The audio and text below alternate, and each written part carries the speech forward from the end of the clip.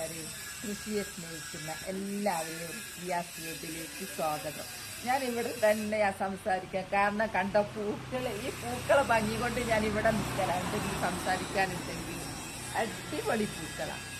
അപ്പൊ ഇന്ന് കുറച്ച് വിളവെടുക്കാനുണ്ട്. നട്ടതൊക്കെ ഒന്ന് കുറച്ച് വിളവെടുക്കാനുണ്ട്. അപ്പൊ ആ വിളവെടുക്കുന്നത് നിങ്ങളും കൂടി കാണിക്കാനോ എന്ന് വിചാരിക്കാം. ആർക്കെങ്കിലും വിളവ് കണ്ടിട്ട് താല്പര്യം തോന്നിയിട്ട് കൃഷി ചെയ്യാൻ തോന്നിയാൽ അത് മതിയുണ്ട്. പക്ഷെ അത് ഞാൻ ഭയങ്കര ഹാപ്പിയാണ്. എൻ്റെ കൃഷി എടുക്കുന്നത് കണ്ടിട്ട് വേറൊരാൾ എടുക്കുന്നുണ്ട് എന്ന് കുറേ പേര് എന്നോട് പറയുന്നുണ്ട്.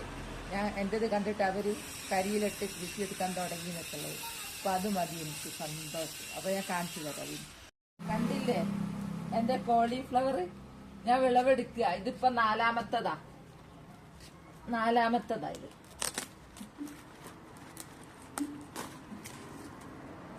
കണ്ട, ഇത് അധികം മൂത്ത് കഴിഞ്ഞാൽ ഇതിങ്ങനെ പുറത്തേക്ക് വീഴും. എന്റെ കോളിഫ്ലവറാ. ഇംഗ്ലീഷ് ചീര വിളവെടുക്കുക. ഇത് നല്ലൊരു ടേസ്റ്റായി ചീരക്ക്. ഇത് നമ്മൾ ഇടയ്ക്കിടയ്ക്ക് കഴിക്കണം എന്നാ. ഇത് നട്ടുപിടിപ്പിക്കാൻ ഒരു പ്രയാസവും. ഇതിങ്ങനെ വറുക്കുന്നതിന് ശേഷം അതിന്റെ തണ്ടൊന്ന് പൊട്ടിക്കുക, താഴെയും കുത്തുക, അത്രേ ഉള്ളൂ. വേണ്ടാവും.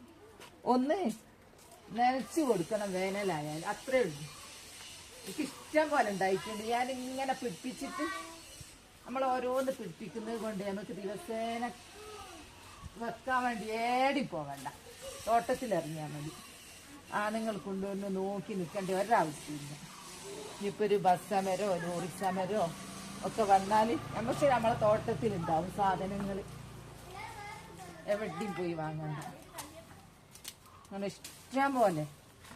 എന്തര കത്തിയൊന്നും വേണ്ട, കൈ കൊണ്ടാണ് ഞങ്ങൾ പൊട്ടിച്ചെടുക്കാം.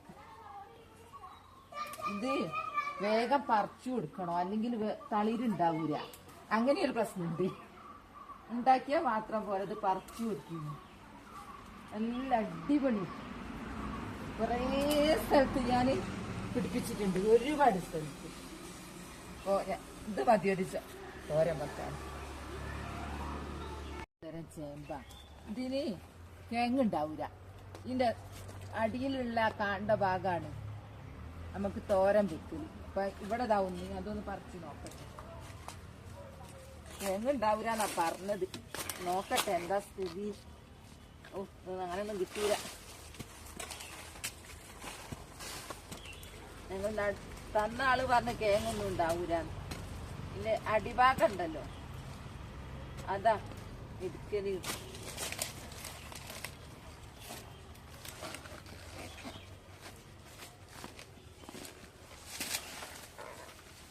ഓ, ഇങ്ങനെ വെക്കല്. എന്തൊരു വലിപ്പാ. ഇതിങ്ങനെ മുറിച്ച് വെക്കലേക്കു. നമുക്കങ്ങനെ ചെയ്തു നോക്കാതാ. ഇത്രയുണ്ട്, ഇത്രയും നീളത്ത് പോയിട്ടുണ്ട്. ഇതാണ് പോലും നമ്മള് തോരനുണ്ടാക്കുന്നത്. ചെയ്തു നോക്കാം. ഇതിന്റെ 2 പീസ് ഞാൻ അങ്ങ് തോരൻ വെക്കാനിട്ട്, എന്നിട്ട് അടുത്ത പീസ് എവിടെ തന്നെ അങ്ങ് നട്ടു വെക്കുക. ഒരു തോരന് കിട്ടുമല്ലോ. ഇവിടെ അങ്ങ് നട്ടു കൊടുക്കട്ടെ. ഒന്നും കരിയിലൊന്നും ഇടുന്നില്ല, ആളായിട്ടിടാം.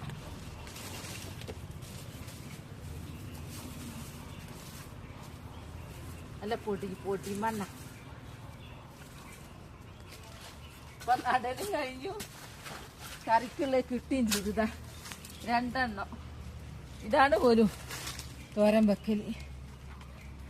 ഇതിനുള്ളിലൊക്കെ ഉണ്ട് ചവച്ചവ് അങ്ങ് വിളവെടുക്കട്ടെ. ഇതിൻ്റെ ഉള്ളിലുണ്ട്. മുള വന്നിട്ട് ഇതാണ് നടാൻ ഉപയോഗിക്കുന്നത്. ഇവിടെ ഏതോ ഒന്നുകൂടി കണ്ടല്ലോ. ഇതിനൊക്കെ മുള വന്ന് താമസിച്ചു പോയിട്ട്, പറിക്കാൻ താമസിച്ചു പോയി. ഇനി മുകളിലാണല്ലോ. ഇത് മതി തൽക്കാലം. ഇത് മതി. ഞാനിവിടെ ഇത് നടുമ്പോ കൊത്തിപ്പോയി. ഇനി ഒരു ചേന അന്ന് വിളവെടുത്തതാ. ഇതാ നടാനുണ്ടായി. രണ്ട് കുഴിക്കുള്ള പാകത്തിനായി ഞാൻ ഇവിടുന്ന് കണ്ടതില്ല. അപ്പൊ ഒരു ചേനയാണ്.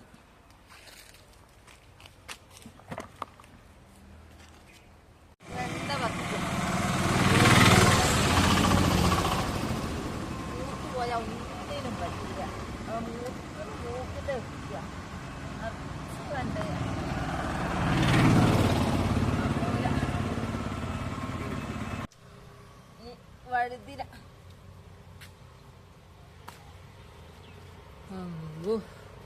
കുനിഞ്ഞിന്ന് മട്ടു വയ്ക്ക്. എന്റെ വേറൊരു കോളി കണ്ടോ? ഈ കോളി വേഗം പറിക്കാനാവും കേട്ടോ. നോക്കിതാ ഇവിടെ ഇതാ ഒന്ന്. ഒക്കെ എന്റെ കരിയിലിന്റെ പവറാ. ഇന്നത്തെ വിളവെടുപ്പാ ഇത്. ഇംഗ്ലീഷ് ചീര. എനിക്ക് വഴുതിന ഭയങ്കര ഇഷ്ടമാണ് കാണുന്നത്. നല്ല കളറാ വയലറ്റ്. വഴുതിന, വെണ്ട. ഇത് പിന്നെ ചെറിയൊരു ചേനയാ ഞാൻ നടാൻ ഉദ്ദേശിച്ചത്. അത് കറി വെക്കണമൊന്നുമില്ല. ചൗ. ഇത് തോരൻ വെക്കാനാ. ചേമ്പ് വിത്തില്ല, ചേമ്പ്. അതിന്റെ അടിഭാഗാണ് ഉപ്പിന് വെക്കുന്നത്. അപ്പൊ എന്റെ വീഡിയോ ഇത്രേ ഉള്ളൂ. നാളെ നല്ലൊരു വീഡിയോ ഇട്ട് വരാം. എന്റെ വീഡിയോ ഇഷ്ടപ്പെട്ട ലൈക്കും സബും തന്നെ സപ്പോർട്ട് ചെയ്യണേ. Bye bye.